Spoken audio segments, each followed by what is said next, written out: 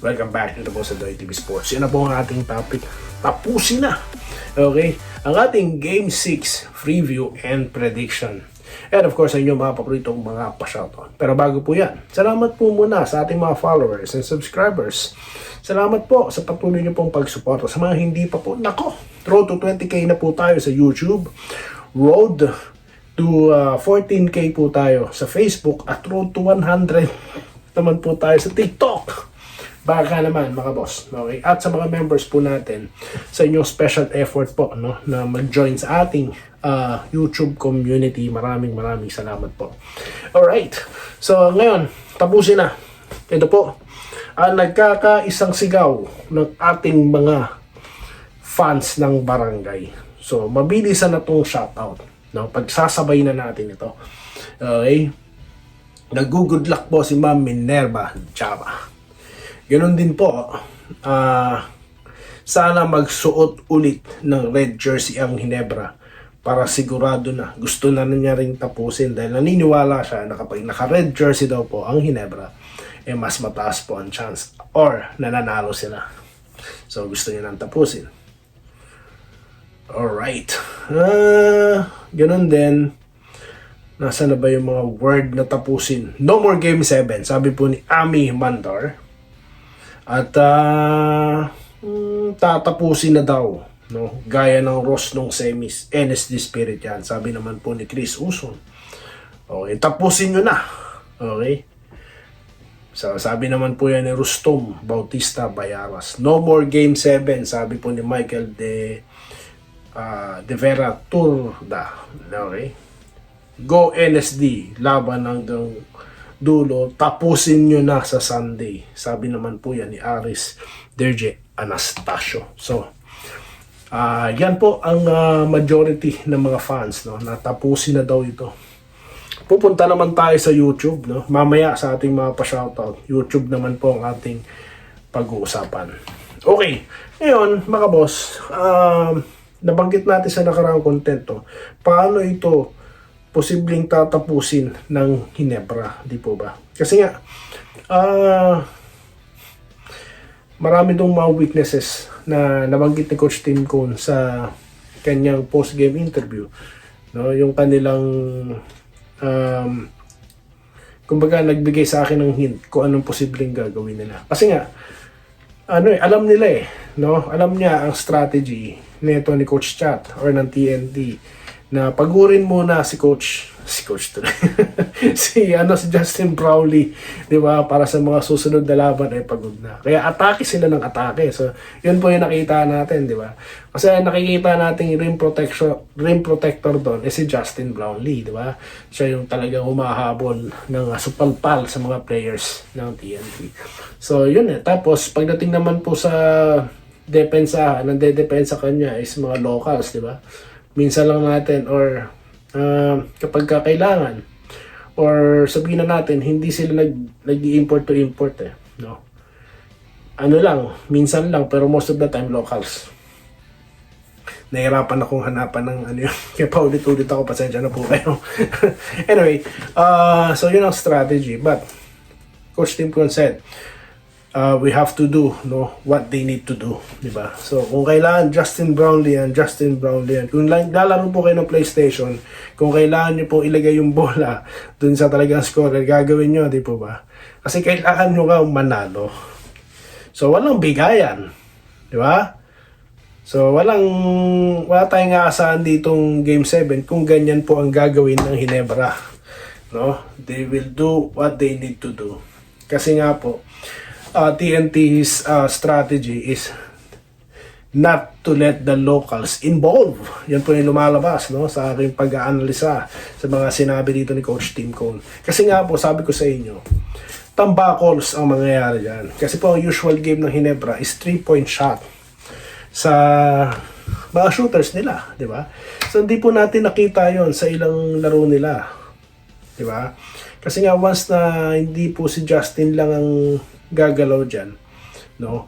May pagkakataon sila na lapitan si Justin sa pangangailangan lang nila. At gusto ng TNT, most of the time, Justin Brownlee kayo. Umasa kayo sa iyong port, di ba? Wala akong narinig na ganung comment ngayon, so far, Mukhang natahimik po ang ating mga haters dyan. Okay. So sa tingin ko, ang gagawin dito ng Ginebra, they will what? Do waste, no? At nakita nga po natin doon ang sikreto. Push the ball, no? Don't let them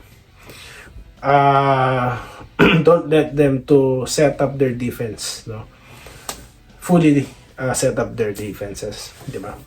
Pagkakaroon lang po yan, nagawa po nila sa late game di ba? Nakita niyo po yung pag cover po ng depensa dito kay RJ Barrientos, no? So, ngayon, game 7 na ito Hindi po naging effective sa TNT, kaya po sure, ang gagawin nila dito, maximum defense naman dito kay Justin Brownlee. Pero, let's see what they will come up, guys, no? Okay.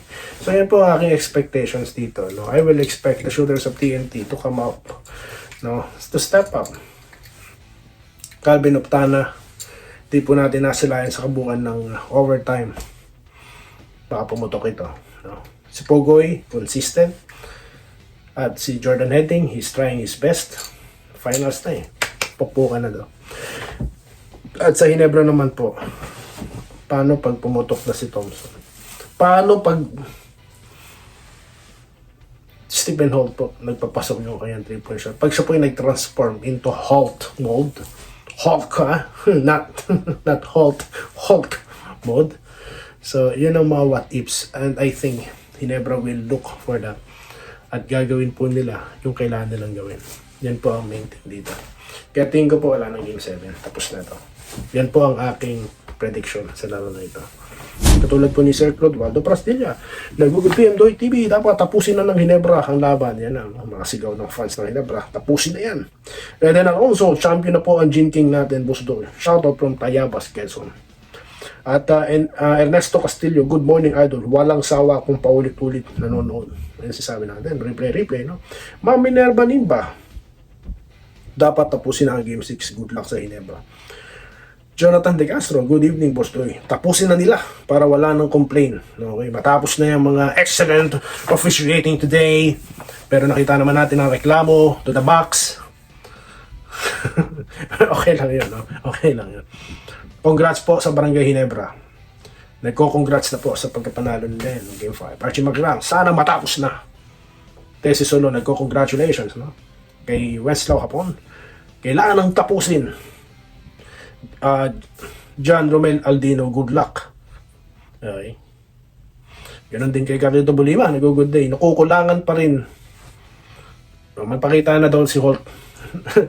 Nagpakita naman siya 2 points. Sinubukan niya ko dito, sumpalpal siya. He need to do a lot of those things. No? He need to initiate. Kailangan niya tumira ng tumira, di ba? Ganun yun Tignan nyo sa ilang shooters po, tulad po ni Klay Thompson, Stephen Curry. Maraming attempts, di ba? Ganun, you must attempt. Hindi, yung gagawin niya. Dribble, hahanapin niya. Alam mo na yung gagawin niya Yun ang scripted para sa akin na yung, siguro sa part of the play, hahanapin niya na kagad yung players siya scorer siya no? Yun ang kailangan niya ma-realize sa sarili niya. He need to be Jordan Heading, no? Sa late game ng TNT. Yun na lang, hindi nga nagpapasok. Pero yun na nga, what I'm trying to say is that you need to initiate, you need to create for yourself, di ba? Para hindi lang naman si Brownlee lagi, para hindi man lagi si Barrientos, no? Para ma-lift yung sa kanya, yung pressure sa kanila, di ba? Pag hawak mo na yung bola, mataranta rin sila pag hawak mo yung bola. Hindi pag hawak mo yung bola, hope. Hindi, papasa niya rin yan. Di ba? So yun lang naman. Be unpredictable, Stephen Holt, okay? Shoutout po kay Rafi Pontawe, Nelson Paber, palagay ko mag-champion na daw ang Barangay. Ariel Naviamos, Doy TV, hindi na pababayaan ni JB yan sa Game 6. Yun na nga, mano na mission, no? Okay. Ari Satanasio, Go Ginebra, NSD laban hanggang dulo, tapusin nyo na yan bukas. Ang dami po talagang comment dito, no? Sir Joseph Pineda, no? Nahanap ko yung comments, sir. Kailangan talagang tapusin ng Ginebra sa Game 6 ang series. Kasi tingin ko, idol, kapag nakatabla ang TNT dyan, may hirapan ng Ginebra sa Game 7.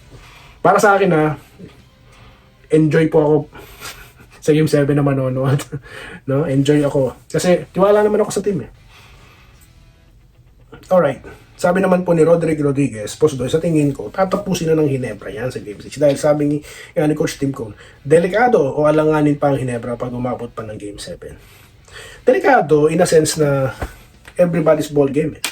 Right now, it's a twice to beat advantage for them. No? Kaya, sinasabi niya yan, kung hindi ko po kasi napanood yung nung interview, no? Kung nasabi yan talaga ni Coach Tim Cone, ayaw na nila talaga ng Game 7, di ba? Kasi nga, ang momentum will shift again. Yun ang mahirap pag may momentum, ang pressure, if you play with pressure, mahirap. Although, sabi ko nga sa inyo, I will enjoy Game 7 dahil kilala ko yung team ng Ginebra, no? Pero, bilog pa rin ang bola. Naniniwala. I mean, para sa akin, they are safe now, but, di ba? Pag umabot nga ng Game 7 yan, is a winner take all. So, yun ang ibig sabihin yan, siguro, no? Okay. Alright. Tapos na daw, sabi ni Robert Kevyab. So, yan po, no? Tapusin na. Yan po ang topic natin ngayon. Let me know your thoughts, guys. Sa mga hindi po nabanggit, magla-live ako, no? Magla-live po ako sa bagong laro dito sa TV Sports. Muli, maraming salamat po sa inyo lahat, mga boss. Morning nyo na to mapapanood, kaya good morning sa inyo. Alam ko masarap ang inyong mga tulog at excited na sa Game 6. Salamat po sa inyo lahat. Salamat po sa panonood. Subscribe na para sa mga susunod na basketball at boxing videos.